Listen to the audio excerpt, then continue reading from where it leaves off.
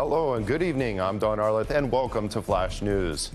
Today marks the end of the Polish president's visit to the United States. In recent days, Andrzej Duda spoke at a session of the United Nations General Assembly and held several bilateral meetings with world leaders.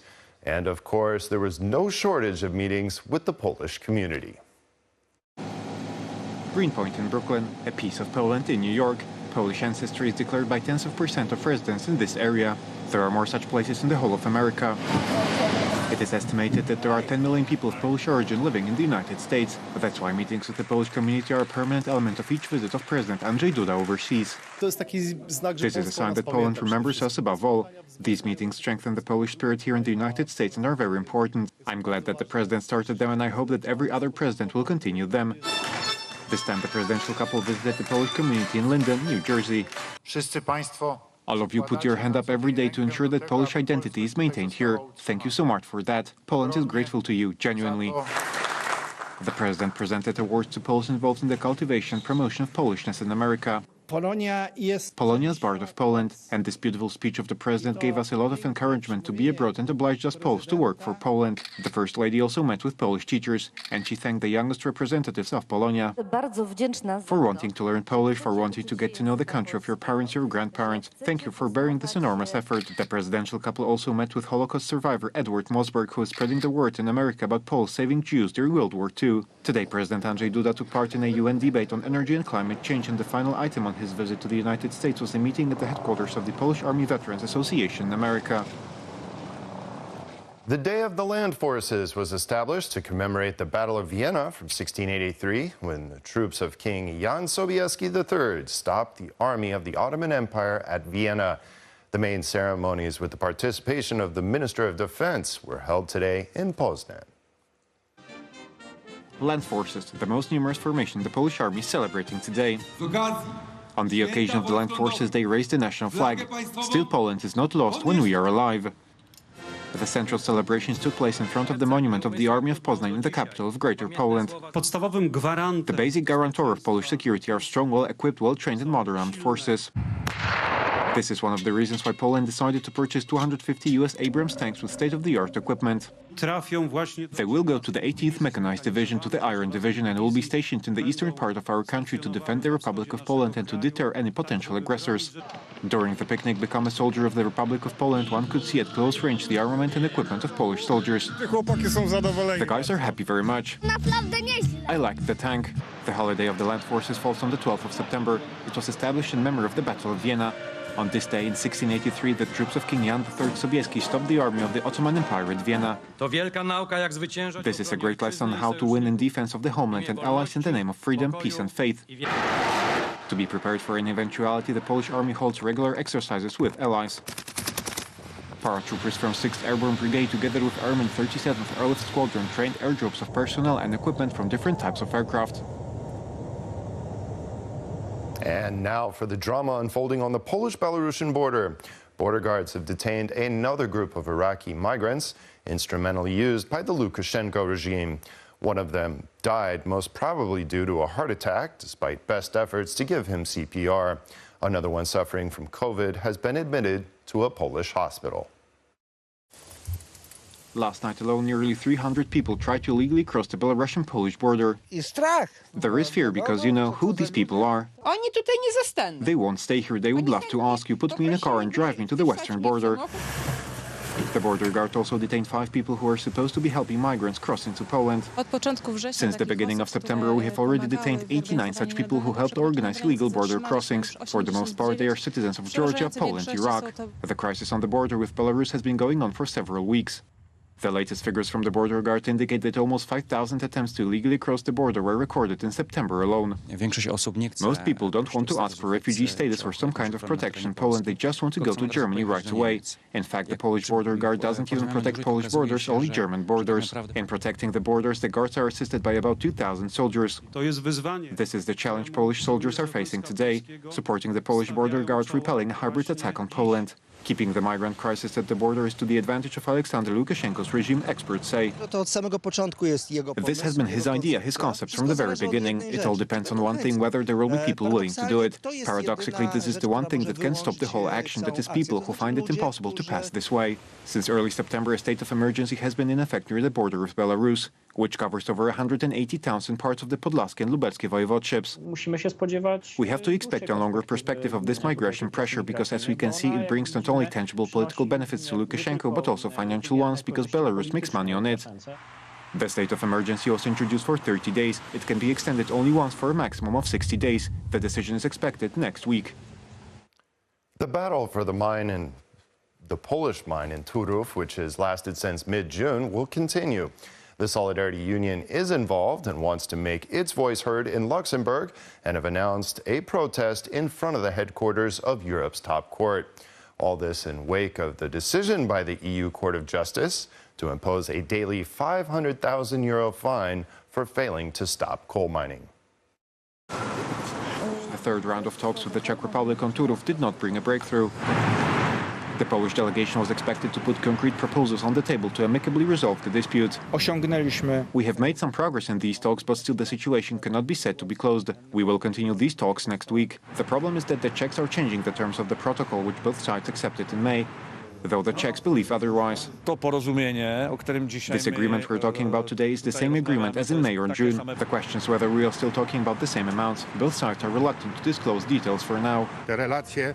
Those interpersonal relationships that are most important on the border are starting to fracture, and it's the job of all those public services to do everything to get those relationships back to normal. This is not an attack aimed at the mine, but at the people, residents of the region, say those directly affected by the dispute. Well, how can mines be closed overnight? No jobs mean no life. There are plenty of these mines in the Czech Republic and Germany around, only here someone got in the way, someone wants to do their business on it. The decision to close the mine and gigantic fines was made arbitrarily by one judge from Spain. This person decides that the hospital in Bogatynia will have no electricity, no hot water, that the inhabitants will be without electricity, without hot water. This is simply a scandal. That is why the trade unionist announced to file a report to the prosecutor's office about the possibility of committing a crime. And in a month they want to show their dissatisfaction in front of the headquarters of the CJEU in Luxembourg. Together we will fight for these sick ideas to be withdrawn immediately. It is known that Poland does not intend to pay the fine imposed by the CJEU, which would be sent on the account of the European Commission.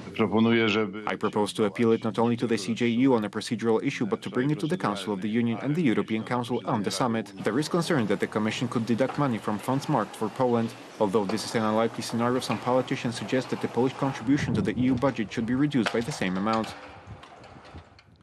U.S. Secretary of Energy Jennifer Granholm spoke with researchers from Polish scientific institutions about energy, climate change, and women's participation in science and technology. Addressing the gathering of female Polish researchers, Granholm said that she had visited the Maria Skłodowska-Curie Museum in Warsaw on Friday. She admitted that it made a great impression on her. It's one thing to be brilliant and to discover and to win the Nobel Prize, but it is another thing to be the first. It is another thing to be a woman discovering at a time when women were not allowed to even be professors.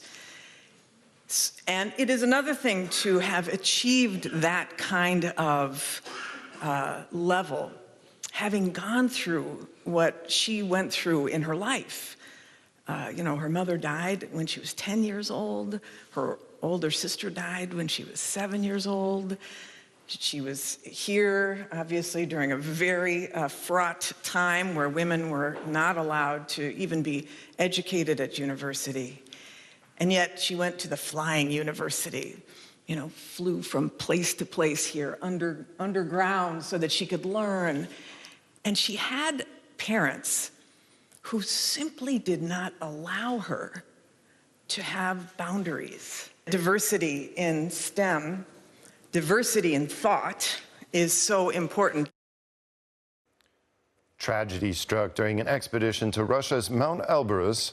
At an altitude of 5,400 meters, a group of climbers asked for help, fearing the rapid deterioration of the weather.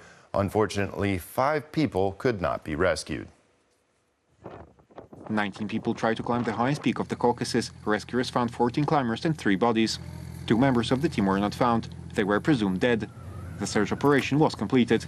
It lasted many hours and took place in extreme weather conditions: snowstorm, frost, strong wind and visibility below 1 meter. 70 rescuers took part in it. Lava and ash are still coming out of the Cambra Vieja volcano on the Canary island of La Palma. Farmers are in despair because the lava has already flooded several hundred hectares of crops. Scientists warn that the situation will become dire if acid rains fall on the island. The Cambra Vieja eruption also caused the destruction of nearly 400 buildings. For more than half of those affected, authorities have bought new homes in parts of the island away from Cambra Vieja. La Palma was visited by the Spanish royal couple. The volcano is not the only problem for the Spaniards. Those in the south and west of the country are battling devastating flooding caused by intense downpours. The worst affected regions are Andalusia and Extremadura. In some places, 100 liters per square meter have fallen in 24 hours. Some of the roads have become impassable, turning into rushing rivers that swallow cars. Massive forgery of COVID passports in France. Up to 36,000 French people may be using forged certificates, according to authorities there. Several hundred medical workers are suspected of issuing a document confirming that unvaccinated people have received both doses of the vaccine. Meanwhile, QR codes from the vaccination certificate of President Emmanuel Macron and Prime Minister Jean Castex leaked into the internet. They were quickly deactivated. Let's continue on the topic of vaccinations. This time, however, in order to administer them, medics had to reach the highest located village at the top of the world.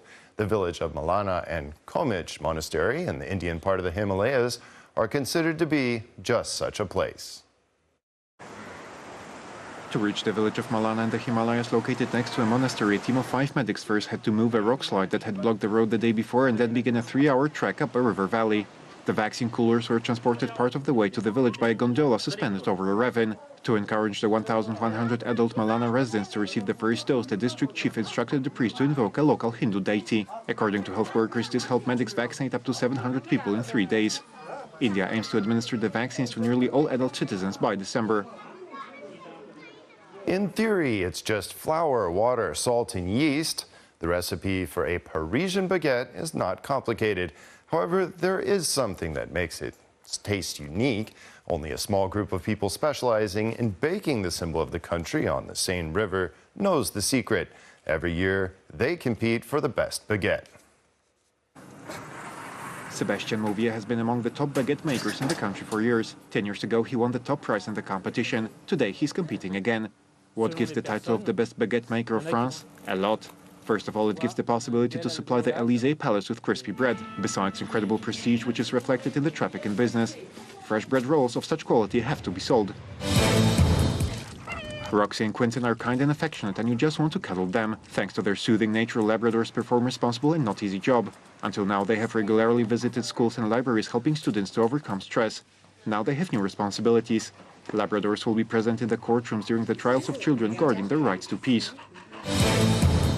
Veterinarians at Whipsnade Zoo have saved the sight of a rhino. Some time ago, his keepers noticed worrying signals. Hugo started bumping into logs in his enclosure. It turned out he had cataracts. Surgery was a challenge. After anesthesia, Hugo fell asleep on his right side. The side it was to be operated on. In the end, everything went according to plan and the rhino can see again. Maria Callas on the boards of the Athens Odeon. Italian actress Monica Bellucci plays the role of the brilliant Greek opera singer.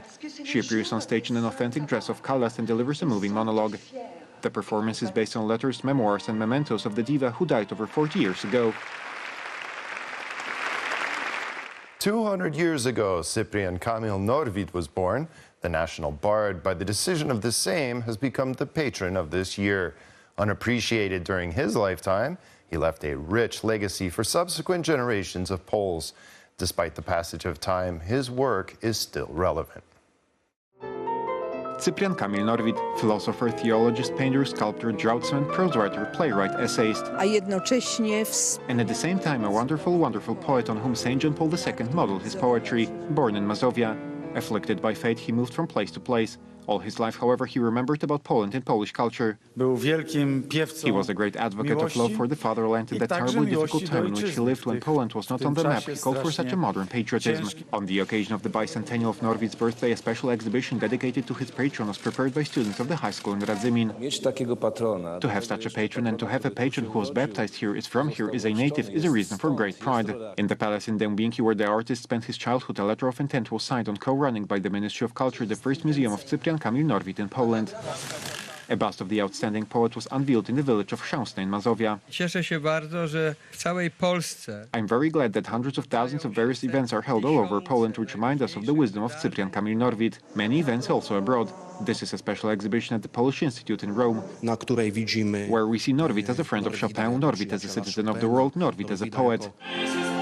The day of the bard's birthday will be crowned with a concert entitled Norwid's Teatro Mundi at the Warsaw Grand Theatre, National Opera. Ostatnie słowa Norwida tak Norwid's last words were, "There are only two things left in the world, goodness and poetry and nothing else, so let's be good and fall in love with Norwid's poetry."